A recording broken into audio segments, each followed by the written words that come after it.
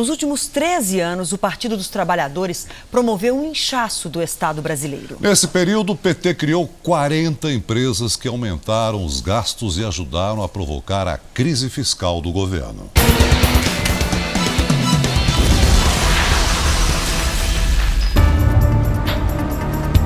Governar é abrir empresas.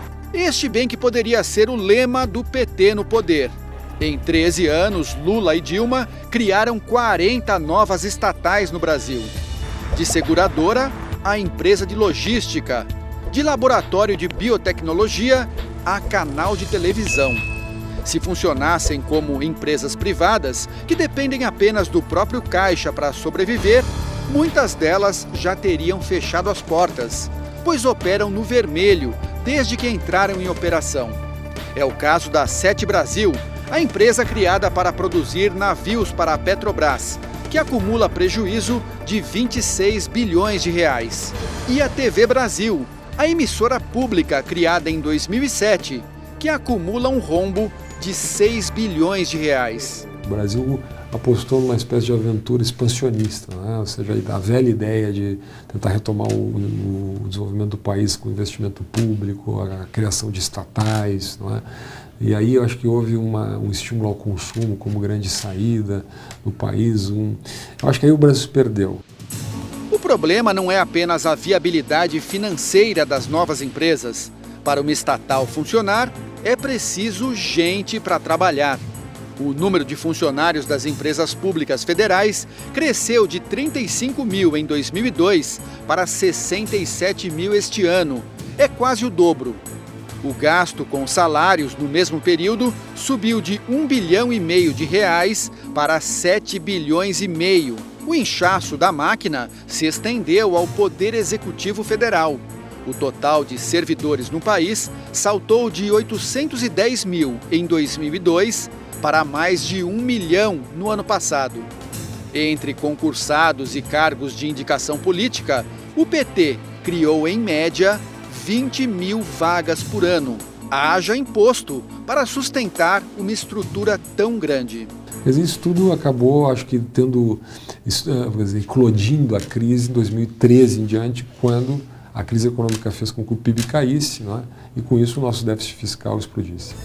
Os cargos comissionados, indicados pelo PT ou por partidos que apoiavam o governo, chegaram a 120 mil no governo Dilma Rousseff. Causa um efeito de desmotivação muito grande naqueles servidores concursados que, às vezes, estão almejando a ocupar um cargo de chefia e, quando menos imaginam, são preteridos em função de alguma indicação política.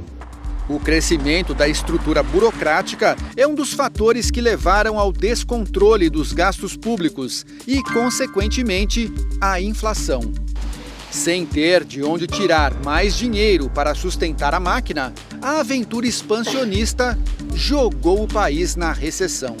Num governo sem projeto, né, o que sobra é a cooptação, pura e simples, né? Agências reguladoras, estatais e assim por diante. Isso foi muito negativo, é um dado muito negativo dessa experiência. Para piorar o quadro, os indicadores negativos da área econômica pegaram o governo Dilma Rousseff num momento de fragilidade, por conta do maior escândalo de corrupção da história do país. Os crimes cometidos na Petrobras e em outras estatais não têm digitais apenas do PT, mas de vários partidos políticos. No entanto, a crise veio à tona após 13 anos do partido no poder, o que leva a crer que o PT teve papel de destaque no escândalo agora revelado. Seria o discurso da honestidade apenas demagogia para alcançar o poder? Eu acreditava naquilo. Quando eu deixei de acreditar, falei, peraí, eu estou fora disso, né? Não me confundam. E paguei o preço que tinha que pagar. Paulo de Tarso foi líder estudantil, guerrilheiro e petista. Nos anos 90, se decepcionou com o partido que ajudou a fundar. Na época, era secretário de Finanças em uma prefeitura petista no interior de São Paulo. Descobriu que havia um esquema de favorecimento em licitações para a empresa de consultoria do advogado Roberto Teixeira, amigo de Lula. Eu fiz tudo que tinha que ser feito. Fiquei durante 4 anos tentando levar a discussão do que eu tinha apurado, as provas que eu tinha, para que o partido discutisse. E eu só resolvi, em determinado momento, torná-las públicas, essas provas todas, porque eu não queria ser cúmplice. O caso se transformou no primeiro escândalo de corrupção no PT. Expulso do partido, Paulo pagou um preço alto pela coragem de denunciar.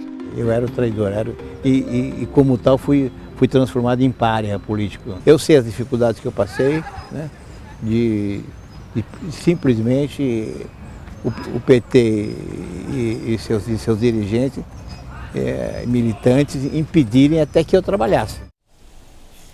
A assessoria de imprensa do PT disse que o partido não cria e nem gerencia cargos públicos e que fez um governo de coalizão durante os 13 anos, inclusive com o PMDB. O novo governo diz que já começou uma reforma administrativa que pretende reduzir o número de cargos comissionados. A previsão é cortar cerca de 4.500 vagas.